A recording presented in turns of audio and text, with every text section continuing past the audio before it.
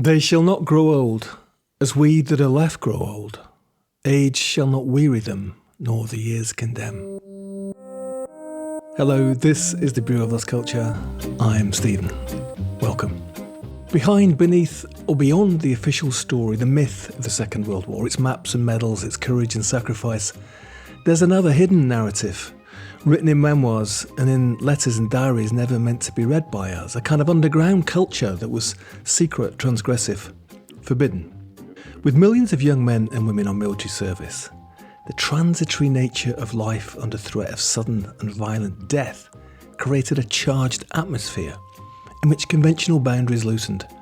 In London, the darkness of the blackout became both cover and catalyst. My guest today, the writer Luke Turner, is the author of Men at War, a beautiful book that excavates the sexual undercurrents of wartime Britain. Luke examines how the social upheaval of wartime had a profound effect on the sex lives of British men in particular, in the city, in barracks, in prison of war camps, improvised, usually invisible, and later to be deliberately repressed. But before we get into all that, a little announcement.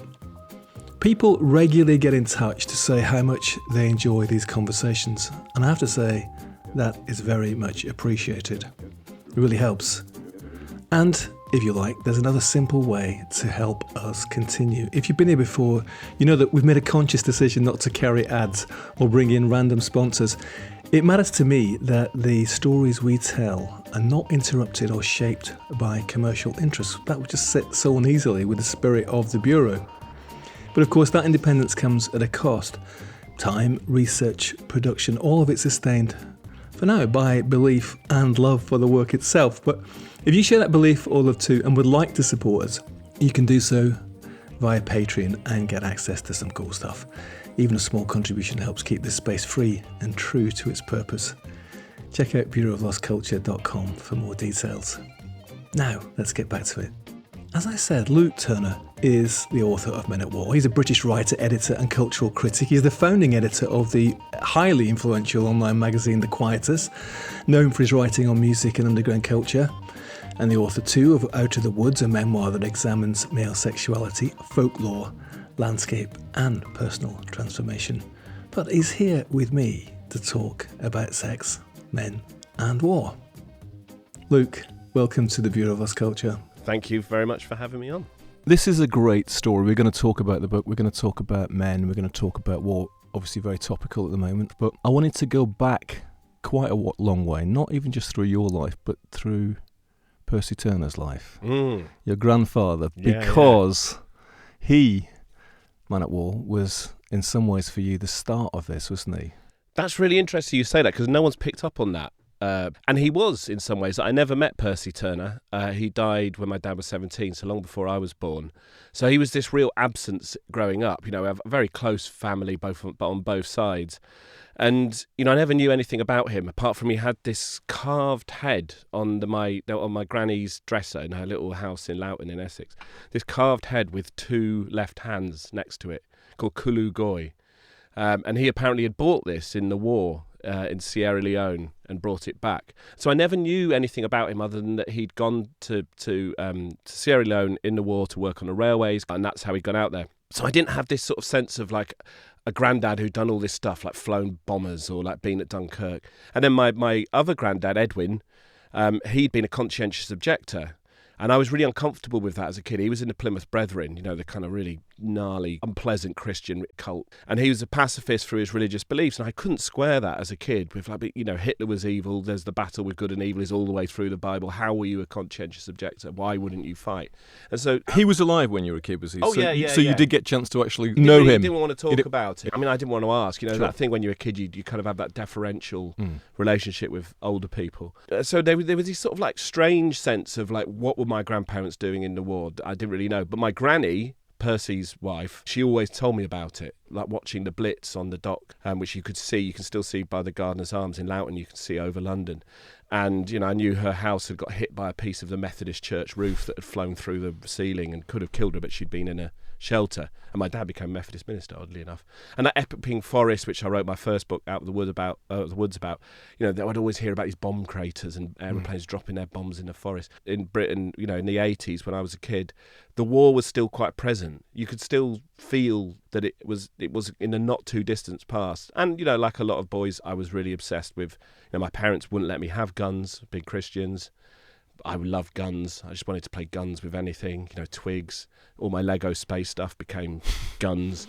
And then I got into building aeroplane kits and watching all the Sunday afternoon war films and reading the books. I was kind of immersed in the war. Do you think young people, kids, still do that? Same for me, really, is, growing up, knowing people who were in the war, and even, in fact, some traces of the war still around you. A house missing here in London, in our street, there was like a bit where obviously a bomb had hit because the houses were different. So it's somehow in the topography of the city as well, right? You talk about this quite passionately, how much you were into that, the comics and all that sort of stuff. I did love watching those war films, but I'm just wondering, do you think kids now do? Or has the Second World War become... it's separated from us, rather than part of our kind of living history, as it were? I think it's interesting you say about the topography. That's something that really struck me when I first moved to London in 2000. You could still feel that. There were still a lot of bomb sites, particularly in the east. They've all gone and been filled in. But I think kids are still obsessed with war, but in a different way, and it manifests more through computer games. Like things like Call of Duty. Yeah. Maybe not the Second World War. I think maybe that has slightly faded, and it tends to be people who are a bit older. I don't think it's quite that same mainstream level. I was quite weird at school for being interested in the war. Okay. Do you know what I mean? Yeah. Particularly like early secondary school. Before, I kind of went off it. I sort of, the war interest faded. It didn't sound like it went off it. There was a gap when I was a teenager and sort of music and stuff took over. But I was quite odd. I had my one friend Chris, and we used to like play with his soldiers, and he could do really good, like almost human beatboxing to do distant battles. He was brilliant at like distant shell fire. For my kids, they get confused between the Second World War and the First World War in a way that I would have done, say, with the Boer War.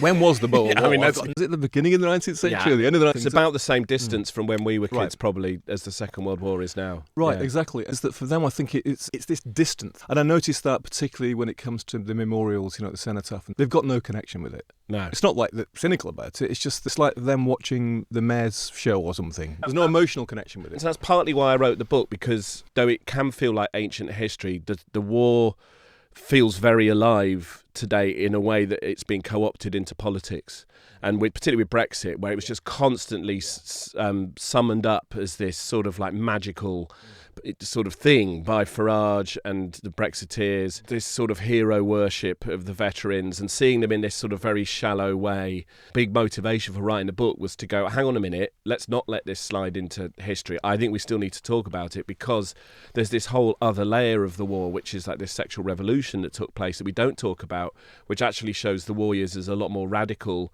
than this sort of fusty, right-wing, conservative, excessively patriotic, completely loaded with myth like Britain Alone and all of this, which nobody thought at the time. Everyone was fully aware that we had a gigantic empire and the world's biggest navy to help us out in 1940. The myth of the war, the myth of the man at war, in a way what this book's about, isn't it? It's about the myth making around it, and how the kind of the nitty gritty, darker, possibly dirty, transgressive stuff has been sort of leached out, and we're left with this kind of overly patriotic, overly nationalistic, we're all in this together. I don't doubt the community spirit that was there, and the sacrifices that were made, and the generosity and the empathy that was going on, but that wasn't the whole story. All you had to see was when COVID came, how people were squabbling over toilet roll, right? And there was a lot of that. There's the whole thing like, London Can Take It, the plucky Cockney. There's an amazing book out called The Myth of the Blitz by Angus Calder, which sort of goes into that, the crime in the blackout, the looting, the terror of what was happening. What's so fascinating is that it's not like there was some like blanket level of censorship that this stuff wasn't discussed at the time. The writer Julian McLaren Ross wrote an amazing collection of short stories called The Stuff to Give the Troops. It was published in 1943, and it's about the British Army after Dunkirk when he was conscripted. And it's amazing. Like, everyone is like got pussy boils and is really unfit. They're all desperately trying to shirk all the time, get out of duties. There's no proper equipment. There's no proper uniforms. Nobody's well dressed. The officers are tearing their hair out. And you're like, well, okay, this was published during the war, and it's this very frank depiction of a British army that was pretty much on its knees at that point, having retreated from Dunkirk. And I just felt, the current myth of the war does not allow for this at all to be present, and I think it's really important that it is. Yeah, because actually if we don't remember the other side of it, the underside of it, if you want to call it that or whatever, then you're going to act on the basis of the myth, right? Yeah, and I think that you can see that happening. As that generation have died out who fought in the war, so we've seen a rise of far-right politics and war at the moment being used incredibly loosely with no consideration. The fact that you don't have any people who remember that time in living memory who possibly were a break on excesses and knew what humans were capable of because of the Holocaust, the bombing of German cities and the atomic bomb and the Japanese treatment of prisoners and all of these things that all sides perpetrated, that as they've gone past living memory, it's easier for morality to shift. Just reminded me, because I've got an older relative who, when he was alive, told a story about Monty. He was the sort of General Montgomery, meant to be the sort of British hero general, right? I think it must have been in North Africa, and Monty turned up, I think, after a battle and was sort of throwing out packets of cigarettes to the troops, and they're all throwing them back at him. It wasn't like, fuck you, you know what I mean?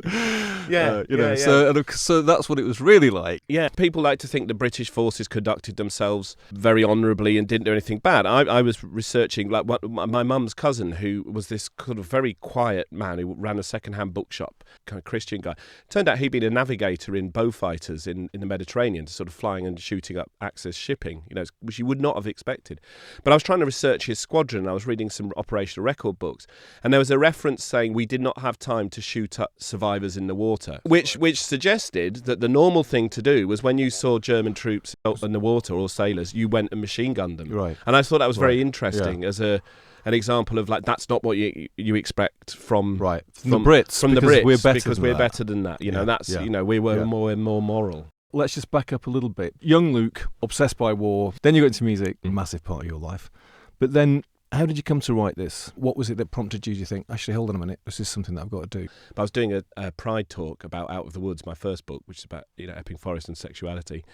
And someone said, what stories still need to be told? And I was just like, I think LGBT lives in the Second World War. I'd love to. I think I'm going to do that. And then just the next day, I started writing the book, basically. And it had been sort of in my mind. I'd written a few articles about remembrance and how I was really uncomfortable with how, like, the poppy had been co-opted by the right wing, and the kind of awful he's not wearing a poppy discourse and all of this sort of stuff. That's sort of how it started. So having thought, I'm going to get cracking, where do you get cracking? I mean, how do you do it? That was the gigantic problem, because everything shut down from COVID. I had hoped to interview veterans who were obviously, all isolating, as well as this sort of myths of the war. I wanted to talk about the sexuality, and I sort of realised actually talking to people 100 years old about their sex lives is quite hard. They come from a different world. They're not sort of open oversharers like sort of younger generations are. And it was very hard to contact people. All the archives were shut. First year was a real struggle because I just couldn't get into the Imperial War Museum archive, couldn't get into the British Library, National Archives, everything was shut.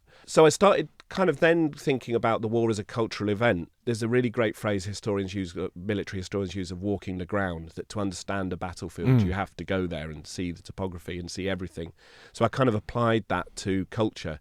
Go back into all the war films I'd watched, like read the novels that were written by people who were there, a lot of which is essentially auto-fiction. But a lot of those post-war novels are incredibly close, based on diaries, essentially. But, it was a very hard book to write because it is a gigantic subject. But you did manage to dig deep, didn't you? And uncover some things which, certainly for me, they were new. I got some interviews with people, all of whom have passed away now, sadly, and I think there was a certain sense that some people were unburdening themselves. There's an amazing guy called Henry Danton, who was a ballet dancer, and he'd not fought in the war. He wasn't a conscientious objector. He was discharged from the army as being psychologically unfit to serve, and he became a ballet dancer and was actually a very brave man. He was performing in Swan Lake as a doodle bug was, a V1 rocket was flying overhead, and they heard the engine cut, and everyone got under the seats apart from the dancers, who all just stood there in their pose, and the doodle bug landed nearby. So I got some of these very individual stories, diving through archives and then finding small references. And,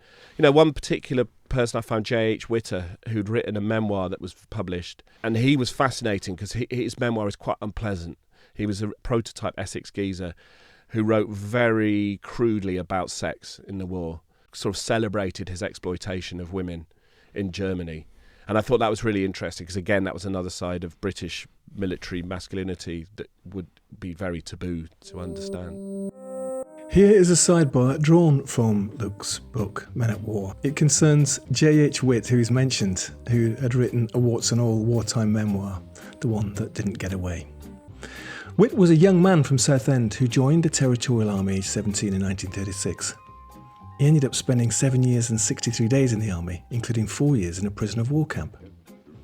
Witt's army career was average at best, fed up, fucked up, and far from fucking home, as he puts it. Witt is shipped out to the war in the Middle East.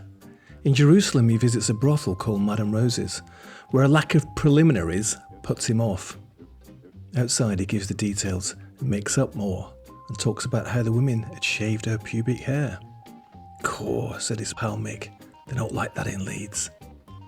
Witt finally arrives in Egypt, the land of the 4 S's: sun, sea, sand, and syphilis, where he writes of the physicality of discomfort in the desert, the heat, the monotony, the mirages, the constant dysentery due to flies shuttling between feces and food, the sandstorms that got grit into medical instruments, food, clothes, weapons, not to mention the moist and tender zones of the male face and body. He writes graphically about the sex trade in Cairo, never mind the wonders of the ancient world. Witt and his comrade Chalky were far more content studying female architecture instead of great monuments of the past. At a barber shop, the proprietor shows him a girly magazine and then sends a young lad to masturbate him under the sheet. He describes lurid adventures in Black Burqa, a dangerous area of the city, where a tattooed prostitute sways naked to a drumming rhythm in front of them, taking a cigarette off Chalky and inserting it into her vagina. His final role in the British Army was driving a tanker full of water around the Western Desert. This he did with average success until he was captured, leading to long incarceration in both Italian and German prison of war and labour camps that did little to quell his earthly approach to life and sex.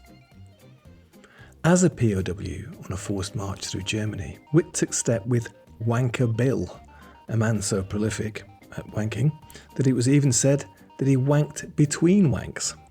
Alongside the excesses of masturbation, he describes the power of pornographic photographs as items of currency when, in March 1945, the railway works at Leipzig, where he's been forced to work, are bombed.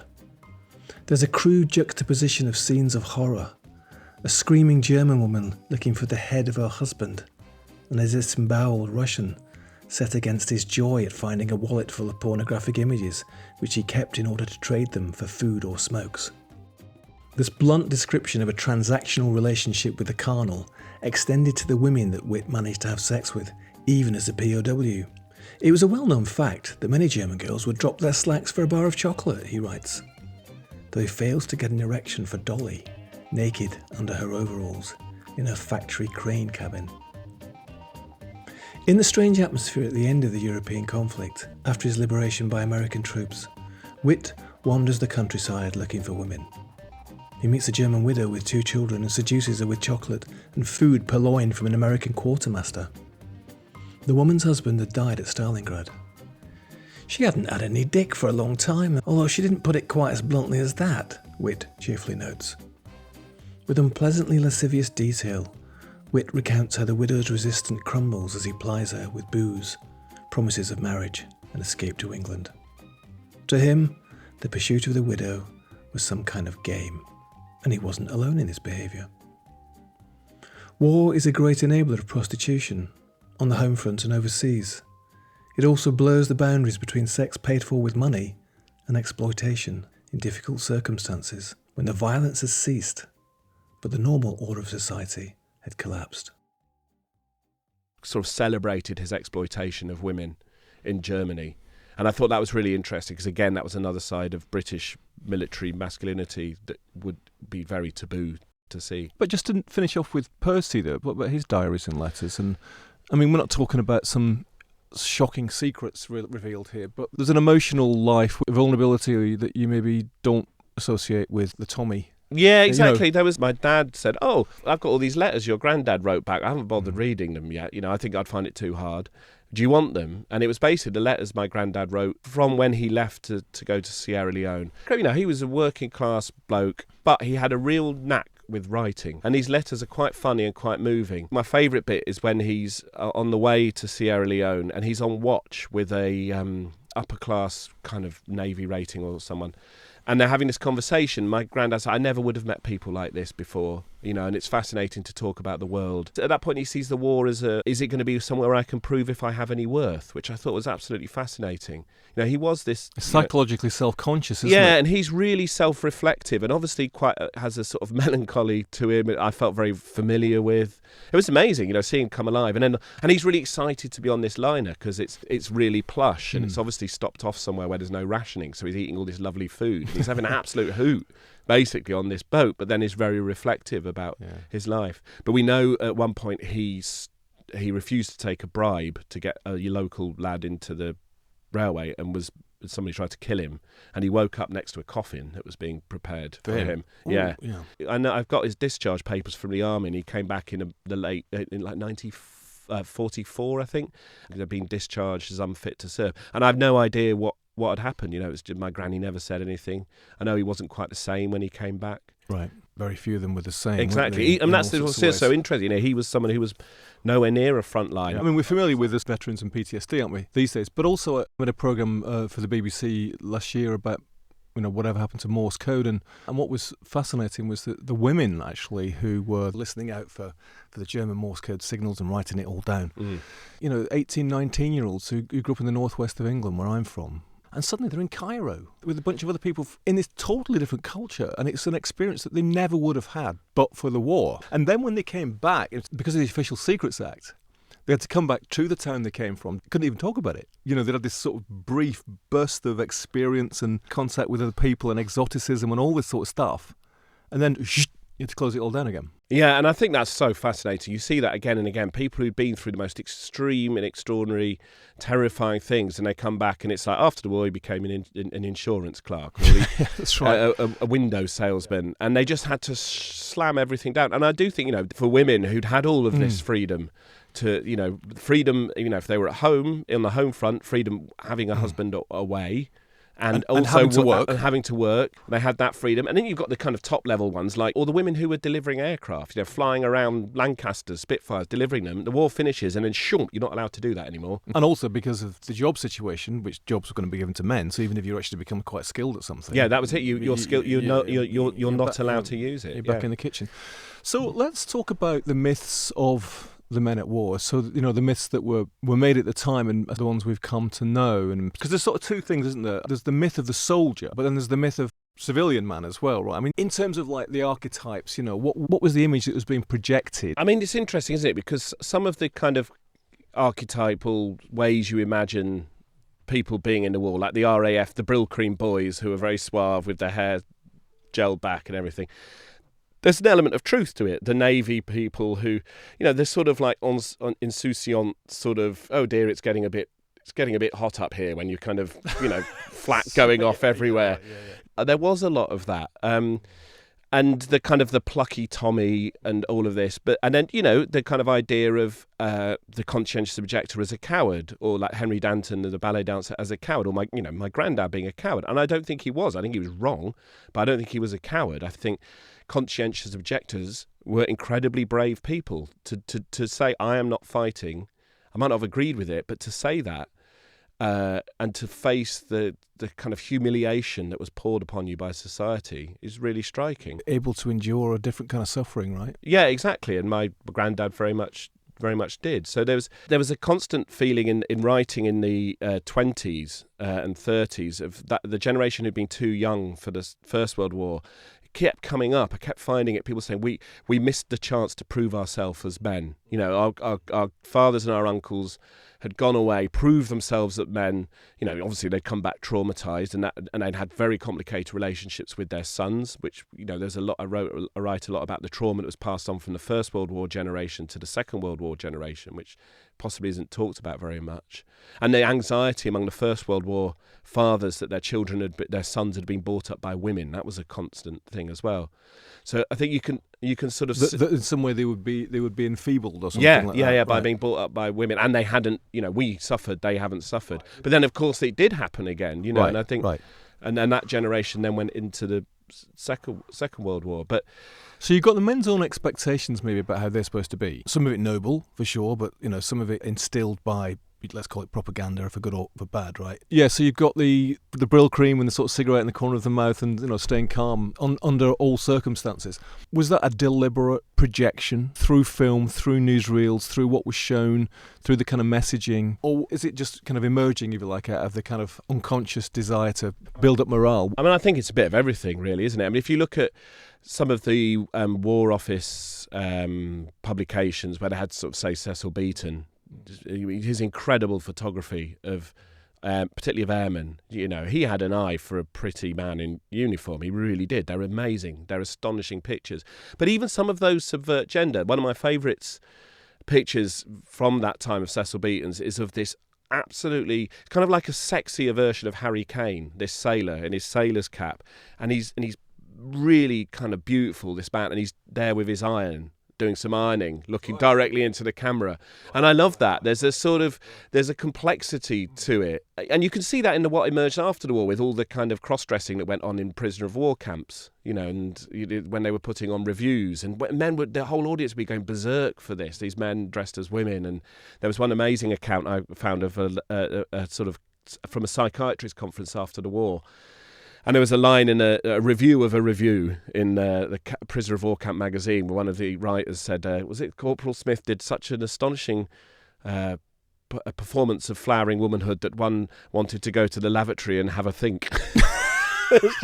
And I just love that, Just to set the scene for maybe for younger listeners, the British soldiers, sailors or whatever it is, they've been captured by the enemy, right? And they're interned in these prisoner of war camps. Obviously, lots of films made about it, most famously The Great Escape, right? And so for entertainment purposes, to keep themselves busy, they would put on these reviews, right? Yeah. Performances, right? But the way you describe it, a lot of them was super camp, right? Oh, yeah. I mean, it's incredible. And so dressing up as cross-dressing and all sorts of stuff, and they were loving it, right? Yeah, they were. That was like the highlight of your entertainment, really. And it's interesting. Prisoner of War films tend to not really go into that stuff. No, there's no review in Great Escape, is there? No, it's all like lads, isn't it? A great movie for sure, but they're all archetypes, aren't they, really? Yeah, I mean, that's what I grew up with, was these archetypes. Watching all of these war films as a kid, one of the things that sort of stopped my war obsession was going, I think I'm attracted to men as well as women, and gay men can't be brave. The only gay men I knew of from the war was like Kenneth Williams, or something like that. Okay. And this whole idea that that soldiers were macho, or that you couldn't be gay and macho. Gayness was effeminate. There's a lot of 90s was a homophobic decade, I would say, and you just didn't see kind of gay characters or gay men from the war as being heroic, or you didn't know of any of the heroic people of the war who were gay. And of course there were loads, and that's what I wanted to write about. Let's talk about that. Start with the prisoner of war camp. You've got these men together, compressed together, right? Situations like that, which for all sorts of reasons are going to bring about emotional and sexual relationships between people, aren't they? I think sexuality is on a far greyer scale than is generally accepted. My sort of theory with the book was, are men who are all crammed together on a ship or in a prisoner of war camp having sex with each other because they're desperate and because every hole's a goal? Or is it that same-sex desire is so repressed by society, being in those situations removes the repression and men can explore their natural fluid sexuality? That would be how I would perceive it. That the men having sex with men are not just doing it because they're desperate, they're doing it because they're inherently fluid, as you say. Fluid, right, yeah. So did your research support that? Well, it's hard because people at that time did not have a language to express that. That's what's so interesting. It's bisexual as a word didn't really come to mean people have sex with two genders until later. Bisexual was kind of like meant a plant that had two genders almost. Mickey Byrne, who I wrote about, who I loved, who was a commando, he was openly bisexual and wrote about it himself as being bisexual. But he was pretty rare. There was no language to express it back then, so people wouldn't have been able to.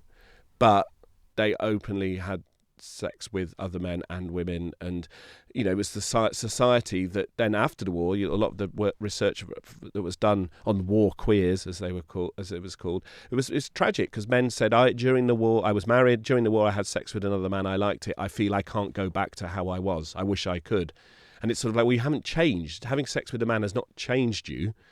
You've just experienced a different facet of yourself. The statement that I wish I could go back to the way it was he meaning before I'd had sex with a man? Yeah. As in that I did this thing, which I'm now ashamed of, yeah, and I can't expunge from my history. Exactly. Rather than after the war, you can't do that anymore, but I wish I could go back to the war when I could do that. No, I think it's more, I wish I could go back to the sort of pure... But again, even homosexuality, the way it was perceived then is not the same as it is now. So you could easily have sex with members of the Guards Regiment in the park, Royal Parks, for a shilling. And I read all the police files trying to put a stop to this, and they just couldn't. It was rampant for Why years. the Guards? Because they were this performance of sort of extreme military masculinity. They were seen as the ultimate men, whereas the gay men who would go and have sex with them were sort of seen as not being complete men. They were sissies, they were lesser, they were passive. And you see, that's a reading of homosexuality that just doesn't really exist anymore. I mean, thankfully, because I think it's quite a toxic one. So those guardsmen would have seen themselves as heterosexual. Yeah, and that was a known thing, wasn't it? Yeah, it was I mean, massive. obviously, it was a kind of known thing in a kind of subcultural way, right? Yeah. But it wasn't like it was some incredibly difficult secret to find out, right? I mean, I did have a fascinating conversation with a soldier who was in the Guards more recently who said that still went on until they allowed people to serve openly as gay men and women in the military, and that stopped the tradition. Yeah. And so the interesting thing there is that between the Guards, between these ultra-masculine, military types, what was the conversation between them about? You read accounts where they all thought it was a hoot. If somebody was like, "Oh, I've got to get married. How am I going to pay for this wedding?" It'd be like, "Well, just go in the parks, mate." And they'd come. Somebody came back to the barracks and say, "Look how much I made tonight." It was all like banter. Actually normalised. Yeah, and I've spoken to quite a lot of servicemen who've just recently come out of the military or 10 years ago, and they're always telling me things like, when I was in Afghanistan and there was a tank crew where everyone was gay. I can't remember what their call sign was, but it was quite funny. And somebody else was saying, the paras will only fuck each other because they're real men. They won't have sex with men from other regiments. And somebody else told me that gay cruising areas in one of the American Air Force bases for when you transited back from Afghanistan were absolutely hopping. And that in Iraq, the big place for gay cruising was that one of Saddam Hussein's sons had a replica of the Flintstones house built in the Palace Gardens, and that's where you went for sex. So there's all these absolutely bonkers stories that come out of the contemporary military that feel like a bit of reflection of this quite absurdist sexuality. And war, I do think, threw the sexual rules upside down, and a lot of that was people exploring an innate sort of fluid sexuality. And I didn't write about women because the book's Men at War, but I think that was very much the case for a lot of women as well. I'm sure this has got something to do with it as well, is that consciously or unconsciously, say if you came from the north of England to London, you've been conscripted or you joined up or whatever, and you're about to sort of ship out, there's got to be a sense that, okay, well, I might not be coming back. Yeah, you know what I mean? Yeah. So you've got death is literally sort of on your shoulders. Yeah, death as aphrodisiac. It's an aphrodisiac, right? Can maybe a sense, consciously or unconsciously, well, if I'm going to do things, now's the time. Yeah, exactly. Right? That came out a lot in people speaking frankly in accounts. Most of the accounts you get of gay sex during the war are written by men who were out as gay afterwards, who left a record. Here is a sidebar with some voices from wartime Britain. The first drawn from the Imperial War Museum's collections. Here is a Royal Navy officer. You had to be careful, very careful. One wrong word and that was it. Here is an RAF ground crew member. It was the first time I realised I wasn't alone. These are from Alan Berube's book Coming Out Under Fire. A British serviceman said, "There were others like me. I never met any before." And a British Army private said, "They called them special friendships. Everyone knew what that meant. And you learnt very quickly who you could trust and who you couldn't. Also, the war changed everything for me." Here's some quotes from police reports. The accused admitted to associating with other men of similar disposition. Here's a defendant's statement. I didn't think of myself as that kind of person. It was simply that I liked him. And some quotations from oral histories recorded in Matt Holbrook and Matt Cook's work on Queer London. The blackout made it possible. You could meet people you'd never dare meet before. And a merchant Navy seaman said, at sea, things happened. No one spoke about it. And you were together all the time. Things happened. An RAF ground crew man said, it was the first time I felt normal. A British Army serviceman said, we never used words for it. We didn't have the words. A London civilian said, the war made London different. There was more freedom, but also more danger. A demobbed soldier said, when it ended, you had to go back, as if nothing had happened. But you couldn't forget it. Unlike the person that you mentioned earlier, they're not regretting it. They're not sort of saying, I wish I could go back to the way it was before. Because this is now part of their... Either it started in the war or it may have started before them, but this is part of their... That's part of their lives. Lived existence. And they all talk about, you know, what I call the Great Repression after the war. You know, the 50s were sort of like a notoriously, we see them as a conservative decade. And you can see that reflected in how prosecutions for gay men increased massively. There was a lot more entrapment in cottaging and cruising areas. Gay men felt very hunted. Some left the country. You know, there was a real clamping down on sexuality. And I do think there was a lot of that was people returned home, men and women, and were like, oh my goodness, what all that stuff I got up to. That was, you know, now I've got to kind of learn how to be in love with my wife again after. Very difficult one has to be. Yeah, and there was obviously a lot of women who were the same, had slept with other men or other women in the war, and they all had to kind of reconfigure to this new post-war Britain. And pretend. And live under a sort of a shadow off their memory, which is why, you know, people didn't talk about the war because it was traumatic, but also did people not talk about the war because of the sexual antics? Always been in the military, that there's a fear, I suppose, also as well, is that of relationships starting. You know, you're all boys together, or in the WAF, you know, you're all girls together. There was this kind of fear that, well, if people become attached to each other, romantically attached to each other, sexually attached to each other, that's going to somehow interfere with the goal, right? Because their loyalties are going to be then divided from their commander, whatever we're trying to do out there, to this person, right? So that was part of trying to shut it all down, wasn't it? Yeah, though I found quite a few records and references to how during the war years gay relationships, a blind eye was turned. There was one in the RAF, two pilots were in a relationship. One of them was shot down and killed, and the commanding officer got his partner in to tell him before he heard about it any other way, that I think he got leave. There's another guy, Ian Gleed, who, you know, is an archetypal Brill Cream boy, RAF ace. It was the fastest ace in the Battle of France. Shot down loads of German aircraft, and he had a younger lover. Iffily younger lover who he went sailing with, and you can see it in his memoir. He refers to this person as Pam, and actually if you read his biography, Pam is obviously this lad. And he had a unit on the Scilly Isles, and he would fly a tiger moth back to Britain to pick up his lover every weekend. Okay.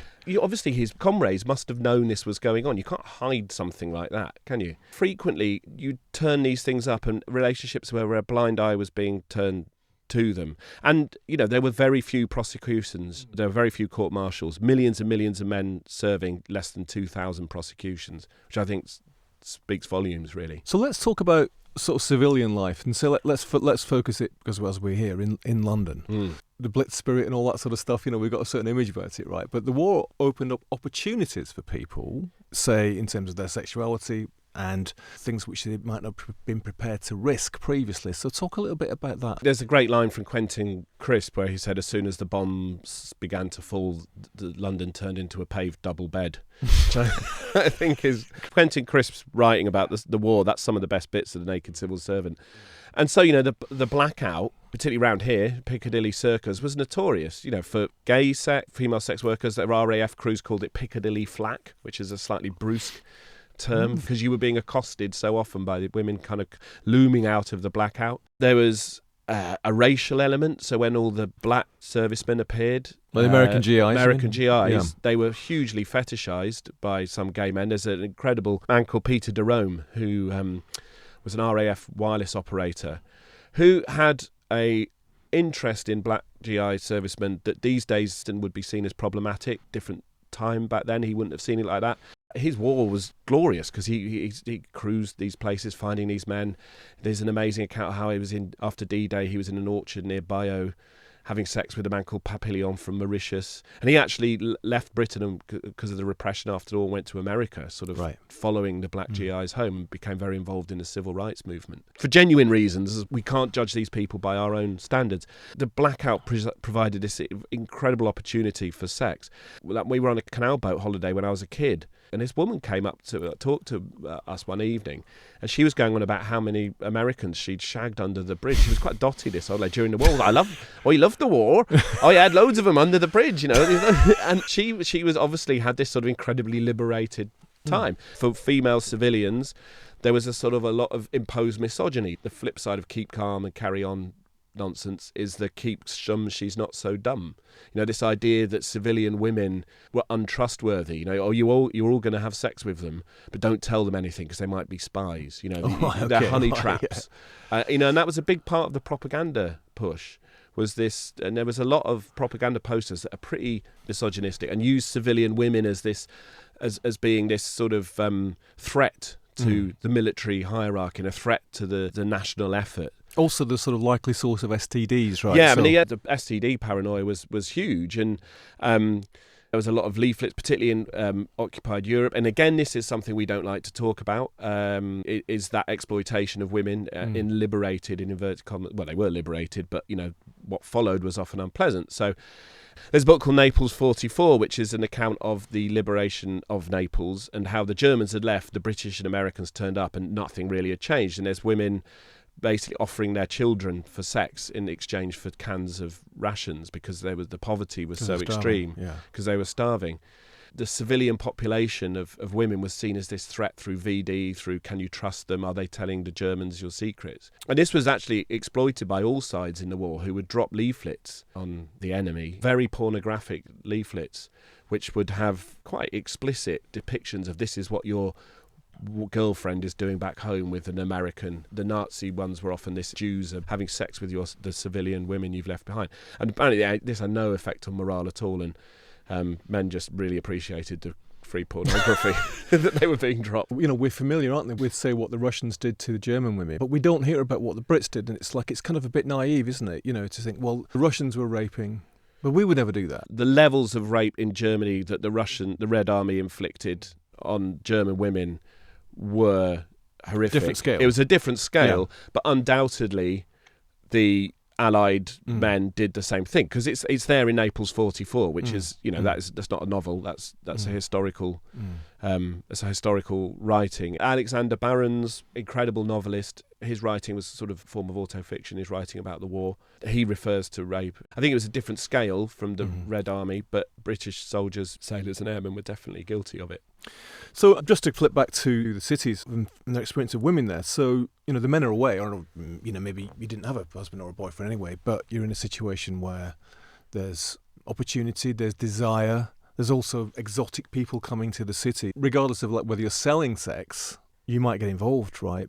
You know, it's getting pregnant, which is a risk, and there was that generation of war babies, wasn't there? Whether the husbands and the boyfriends came back, you know, they came back to a surprise. Yeah, exactly. The sort of amount of shame that must have been involved in that, and the secrecy, I suppose, as well. And so you've got situations where either between men and men, or men and women, where the time after the war was either a time of mistrust and suspicion, or just shutting down and being unable to talk about what had happened. Yeah, and that's exactly where I think the feeling of conservatism in the 50s comes from. And I do think that's to do with PTSD, but also there was this massive sexual upheaval. I mean, I think it was a bigger sexual revolution in the 1960s. How do you think that all these images of military men, military women would work now? Because we live in a very different time, don't we? We live in a time, just in terms of sexuality, we live in a completely different time, right? So restrictions and prescriptions just wouldn't be completely meaningless these days, right? And how would it operate? How would we be stirred up your country needs you I to get out there and do it. I see it from the right and the left. The right-wing thing is this younger generation are too soft. They're never going to fight. They're too woke. Bring back national service. And you had generals in the 1930s. They were always banging on about this. This new generation have been made soft by the cinema and theatre. They're never going to fight. They've all been given too much power and been too enfranchised with politics. And they did fight in the Second World War. And now you see the same crap being written again by right-wing people. But then you look at Ukraine when they got invaded, and people have gone and fought. For the sake of the country, for the sake of their community, for the People sake will of fight. for their families, people will fight. I think they will. And my strong suspicion is that half the Tommy Robinson blowhards who like to crack on about all this stuff wouldn't fight. They're probably the people I would consider most likely to be cowards. It has changed, because if you look at the 3 American F-15s, that's the only aircraft that seem to have been shot downward by the Q-80s by mistake. One of those pilots was a female pilot, and women are on the front line now. That has subverted this idea of war as macho. If you look at a lot of the anti-war movements, it's there's that song "Take the Toys from the Boys," the whole Greenham Common March. War was seen as a masculine endeavour. And you kind of think, well, there's more and more women joining the military. They're going to be rising up the command structure. And I think that's slightly reductive to see war as being a primarily male thing. Through the 20th century, there's always been a note of realism. I'm just thinking of, the poems of Wilfred Owen and Siegfried Sassoon, in fact, their own experiences as men. Bent double, like old beggars under sacks, knock-kneed, coughing like hags, we cursed through sludge, till on the haunting flares we turned our backs, and towards our distant rest began to trudge. Men marched asleep, many had lost their boots, but limped on bloodshot. All went lame, all blind, drunk with fatigue, deaf even to the hoots of tired, outstripped 5.9 shells that dropped behind. Gas! Gas! Quick, boys! An ecstasy of fumbling, fitting the clumsy helmets just in time, but someone still was yelling out and stumbling and floundering like a man in fire or lime. Dim through the misty panes and thick green light, as under a green sea I saw him drowning. Another myth, in fact, is that there was this kind of homogeneous response to these wars as well, right? There's always been very passionate voices of protest, haven't there? Yeah, and you read them now, and they're still, particularly, I think Siegfried Sassoon, particularly, how violent his poems are, and how moving they are. Yeah, as well. they're moving, but people sort of tend to see Sassoon as being this simple anti-war poet. What often gets neglected is the time where his best friend, was he in love with him or not, but his best friend in the trenches got killed.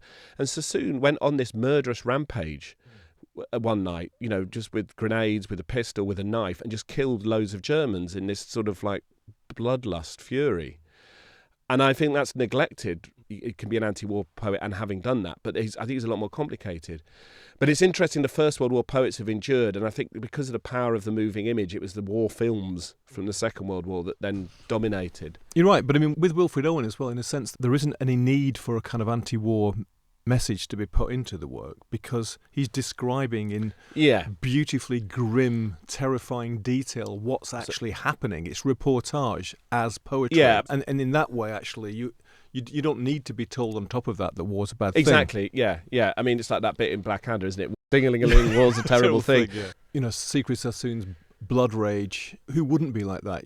If you're in that situation, you see your best friend blown to pieces, or you find out that your family has been blown to pieces, back home. Who wouldn't go into a kind of, a mad rage? There's a lot of accounts of people who say that. I hated the Germans, I hated the Japanese because of X, Y, Z. But a lot of people who had lost people in the Blitz then joined Bomber Command specifically to get revenge. Was there anything, Luke, in the archive that you sort of found unsayable in some way, or what's missing? I felt that what was really missing was love from what I'd managed to uncover. There were things that hinted at love. And that was right at the end of writing the book. And Ken Warpole, the amazing sociologist and writer, had got in touch and said, I hear you write a book about sexuality in the war. Have you heard of Dan Billany? If you'd like his books, you can have them. The working class queer narratives I was missing from the story, because the people who left the record tend to be middle and upper class queer men. And Dan Billany was a working class from Hull, and he joined the army, was a reluctant soldier really, and he'd got captured at the Gazala line and put in a prisoner of war camp in Italy and moved through prisoner of war camps. And he wrote a book about his service called The Trap, and he wrote another book called The Cage with a man called David Dowie, who he was in love with. And it's like one of the most radical books of the war I've ever read. They invent a third character, so it's slightly obscured who's who. But it's the account of his unrequited love for David Dowie and how they managed this. And it's an amazing book. It's very funny. Quite a lot of prisoner of war stuff about shitting and graffiti and all this sort of stuff. But then there's bits that are kind of written like a script in form. It's a radical book. When the armistice of Cassible was signed, they just walked out of their prisoner of war camp and went into hiding together, Dan Billany and David Dowie, to finish this book. And they left the manuscript with this Italian family they were sheltering with called the Miletti family. And they started walking south trying to get to the Allied lines. And then they disappeared and their bodies were never found. And after the war, the book was published. The Miletti sent it back. And I found that story to be so profound, this unrequited love story, but was actually the reality that maybe they were together at the end. I've spoken to Dan Billany's niece, and she wonders if they were actually together at the end. But they died together. Was there any stories of love across the lines, as it were? Not so much. I mean, there was Dudley Cave, who was imprisoned by the Japanese and on the Burma Railroad. He was another incredible man who, treated appallingly by the Japanese, but after the war sort of argued for reconciliation and was a big activist with Outrage, trying to get a recognition of LGBT people's sacrifice after the war. And on the Burma Railroad, he was constantly being hit on by a Japanese guard for sexual favours. But, that's not love. There was obviously a gay Japanese guard who was kind of exploiting some of the prisoners. For you, what was the most moving thing then? I mean, maybe the story you just told, I suppose. Just this overall sense of this masculinity that was so much more complex. And, Henry Danton, the ballet dancer, telling me he'd never told anyone else this stuff that he told me, and then dying like not long afterwards. So to have that was very moving, to be like entrusted with someone like that's last sort of testament. I do feel that these stories are, ammunition against the far right now. It's a subversion. It's this sort of right-wing narrative of the war. It was a way of getting people to them that might not otherwise have done, and they've stopped using it. Tommy Robinson still does. But Tommy Robinson sounds like a kind of character from the Second World War. And he's used Tommy. That's the thing, which was the Tommy was what soldiers were called. I was very conscious. I felt I can tell the story of gay and bisexual men because that's my people. And I didn't write about black masculinity so much because I felt that that's for people of colour to write about, or the empire, the men who serve with the empire from India, from all over the world. It's huge numbers of black and brown soldiers in the world, but I thought that's not my narrative to tell, and I think there's going to be a lot of that coming out in coming years. Luke Turner, thanks very much for coming to the Bureau of Lost Culture. Thank you very much for having me on. Cheers. Thanks very much to Luke. Check out Men at War. It's a terrific, fascinating, surprising, poignant and at times funny book, and rather eye-opening. I was struck by the fact that when the war began here in the UK, people didn't know when it would end or if we would be on the winning side. And that insecurity would surely force you into the present, with a sense of immediacy, of urgency, that there might not be time to wait. It's now or never. Well, it did end, and we did win, sort of. And then you had to go back to who you were, if you could, and pretend, perhaps, that who you had become hadn't really existed. How very strange. In this episode, we heard Dulce et Decorum Est from the album What Passing Bells, the war poems of Wilfred Owen by Penny Rambo, a previous guest on this show. Thanks to Penny for that. Thanks to you for listening. Thanks to Paddy, Fiona, Mark, Lisa and Alexander for writing, much appreciated. You can check out all that we do and support us, as I mentioned at the beginning, if you can, in these wild endeavours, bureauoflostculture.com. Let's finish with a tune. This is The Real Tuesday Weld with a song about love and London. When I woke up and I fell down, I'd light up and I'd walk into town. 'Cause I loved London when I was in love with you. And the crack dealers and the greys and whores couldn't touch me then, when baby I was yours. And I loved London when I was in love with you.